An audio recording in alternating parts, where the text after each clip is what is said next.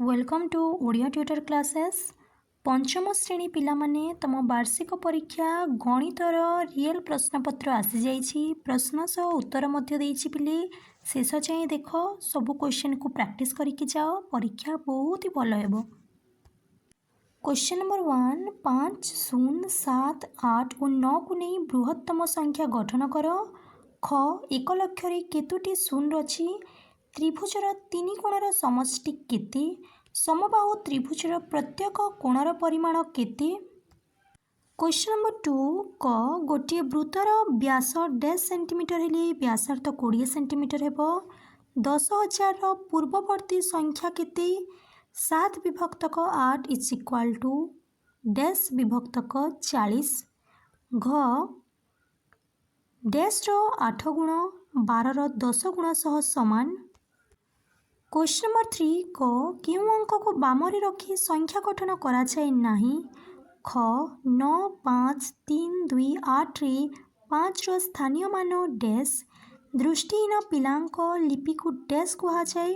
गोटे त्रिभुज रे सर्वनिम्न डैश टी सूक्ष्म कोण रही पारिबो। क्वेश्चन नंबर 4, क 7, 8, 0, 4, 9 को विस्तार करी लिख। ख एक अयुतर निकटतम संख्या दुईटी लिख। ग गोटे कलमर दाम 6 टंका 50 पैसा। 1 डजन कलमर दाम केते हेबो? गोटे भाग क्रिया रे भाजक 35, भागफल 16 और भागशेष 5 ले भाज्य केते? दुईटी संख्यार वियोगफल 1935। बड़ संख्याटी 7248 ले संख्या दुईटर जोगफल निर्णय कर। गोटे समकोणी त्रिभुज रे गोटे सूक्ष्म कोणर परिमाण अन्य सूक्ष्म कोणटीर 2 गुण हेले बड़ सूक्ष्म कोणर परिमाण केते हेबो? क्वेश्चन नंबर 5 रो क 5, 8, 2, 8, 1, 7 रे थिबा 8 रो स्थानीय मान दुईटर भागफल निर्णय कर। ख गोटे आयत क्षेत्रर दैर्घ्य 12 मीटर और प्रस्थ 8 मीटर। यार समान परिसीमा विशिष्ट अन्य एक वर्गाकार क्षेत्र करागले ସେହି वर्ग क्षेत्रर क्षेत्रफल केते हेबो? ग 4, 0, 8, 5 को व्यवहार करी बृहत्तम और क्षुद्रतम संख्या गठन कर। बृहत्तम संख्या रु क्षुद्रतम संख्या को वियोग कर।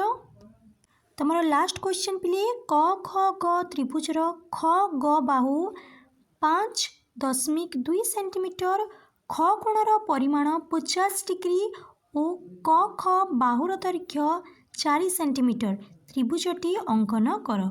वीडियोटी को लाइक कर दियो। जो माने चैनल रे नुआ छ सब्सक्राइब कर दियो।